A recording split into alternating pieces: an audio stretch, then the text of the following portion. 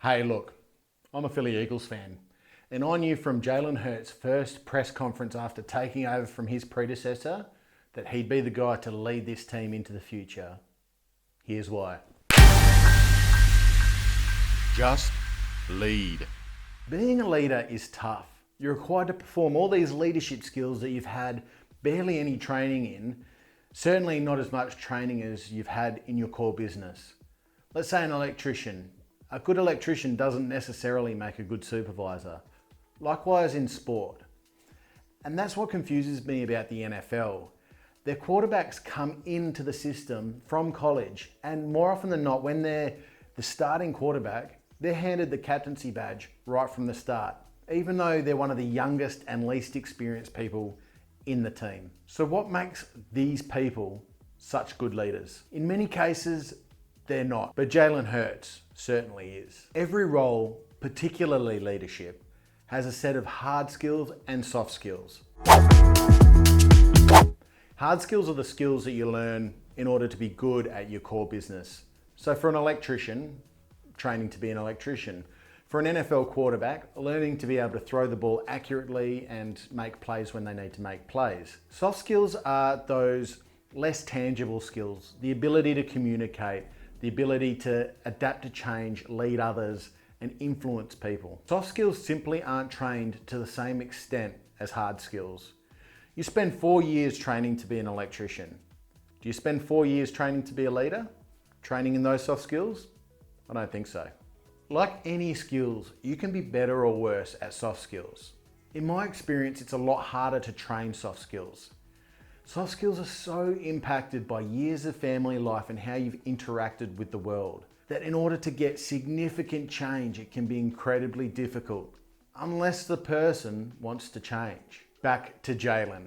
The naysayers have been complaining about his ability to perform at the highest level since his draft. He doesn't have the arm strength. He doesn't stay in the pocket long enough. He relies too much on his legs. However, what I saw was a young man who, when given the opportunity, he took it with both hands. And his press conferences after taking over the position and then backing it up with a starting game told me everything that I needed to know about his soft skills and why he would be the next great leader of this organisation. Let's have a look. Okay, so we're going way back to when Jalen Hurts first took over from Carson Wentz with the Philadelphia Eagles against the Green Bay Packers in 2020. The game was a loss, but this was his reaction after the game. And can you kind of just like talk us through you getting in there? Did you know at the time that you would be in for the rest of the game, and what was the reaction like? Just going throughout the game. Like every game, I was just trying to stay attentive to what was going on, staying alert for all the different adjustments we were making throughout the game, and my number was called, and it was an opportunity to go in there. Obviously, we came up short, but we got a great opportunity this week moving forward. So I'm just going to stop there because one of the lines he uses is my number got called, which leads directly into my honesty in the 4C system with cooperation. You might be the leader of the team, but you're still part of that team and you're an integral cog to that team to ensure that machine and that motor still goes. And Jalen Hurts understands that he is just a part of a bigger picture and he needs to play his part in order for success. I'm trying to do what I can do for this team. I think that's as simple as that.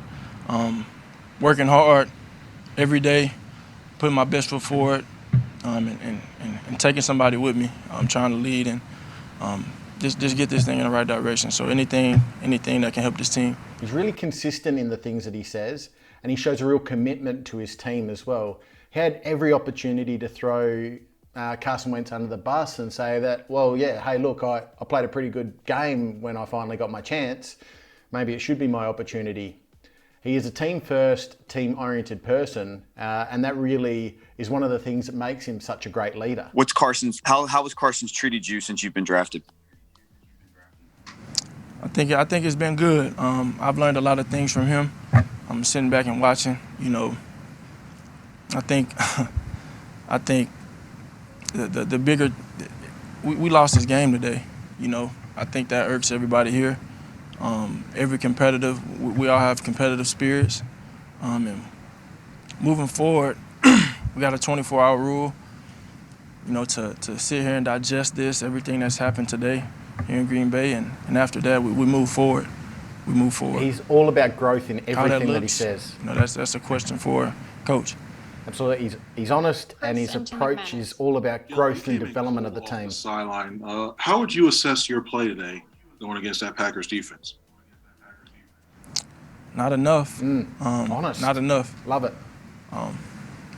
One of the things I really like about Jalen Hurts as a leader for this organisation and this team is that he's not the same as every other quarterback out there. He doesn't have a playbook of responses for the media. He doesn't feel like he's full of cliches. He's consistent in the phrases that he uses, but he certainly has his own spin. And he's very much about accountability and honesty in every moment when he fronts up to the media, and I'm sure when he fronts up with his team members day in, day out. Jalen, can you take us through your first career touchdown pass? So what did you see, and how was that feeling for you? This is a moment. I mean, it was great. Yeah. On the bright side of things, I'm not going to be Debbie Downer right now, but it was a blessing. So it was a great feeling. It's a great feeling. get a throw a touchdown pass to one of my good friends, Greg Ward, my first one. So that was fun. It was fun. He doesn't get too high. He doesn't get too low. He sits in that middle there. His first ever touchdown in the NFL will have been a lifelong dream of his, but he sees a bigger picture. Therefore, he understands that stepping stone in that bigger picture is just that, a stepping stone. While he feels good about it and he's happy about what he's just achieved, ultimately, bigger vision, they lost the game. And where are we going forward? How are we going to improve? How are we going to develop? That's that state of chrysalis, always trying to improve and grow and develop. Any experience and any opportunity to touch the field, it only kind of raises the value of that player. It's kind of been that way all year. And, today Coach gave me that opportunity, with all my heart. Had every intention on coming in and getting it done and winning the game, but we came up short. And that only lights a fire in everybody, in everybody moving forward, however it looks. The objective in this game is to win. So just got to keep pushing and believe. And again, very consistent about his messaging there and understanding that, he understands the vision and the desire for the team. It's to win. It's a sporting organisation. You've got one ultimate goal, and that's in this league to win the Super Bowl. And you don't do that by losing games. He can be all about himself as much as he wants, but in this moment, his first true hands-on experience as quarterback for the Philadelphia Eagles, his first experience of that. And he is talking about the team and where the team's going and how the team's going to improve. He's not stuck on himself. He understands his part and his part to play in that greater vision. Hey, Jalen, when you did get in there and then you threw the touchdown, it seemed to spark all three phases. The defense did really well with the stop, and then you get the punt return. How much do you take note of that, and does that kind of give you a boost? Well, I think you create your own energy. And, as great as it was, as great as the spark that was, the things, that energy we had, moving forward, it's about what we do moving forward. I've always kind of had this saying I've gone by, so what, now what? So what, now what? Regardless of whatever it is, how it looks, it's about how you respond. So I'm telling you, we're gonna be working our tail off. We're gonna find a way. And this is a great example. Not everything's going to go smoothly for you as a leader. So you need to understand that there are going to be moments where you need to stop and you need to reassess and you need to work out, right, how are we going to move forward? How are we going to get better? How are we going to be as will come up in seasons to come for the Eagles, 1% better each day, 1% better each day. It's all about that small growth over time to improve, to become better, to ultimately reach those goals that you have in place for right now. We're gonna find a way. Gonna find a way. Everybody has it on their mind to get this thing done, and it comes down to your. I'm not gonna say that. It comes down to how bad you want it. Thank you. We have time for one more, so we'll end it here with Dave Zangaro. Hey, Jalen, you arrived to Philadelphia to a team with an established quarterback. How did you handle that personally, approaching a situation that from the outside looks like it could have been very awkward? Yeah. God has done so many things throughout my life. He's brought me so many places, and he's put me in so many situations. And you know, I always told myself it's not something that you're stuck in; it's something you're going through. And whether it be the different adversities I experienced in college, or coming here to Philadelphia, it's a test of faith and patience. And I think everybody has a good feel for my story, but in my heart, none of that matters right now.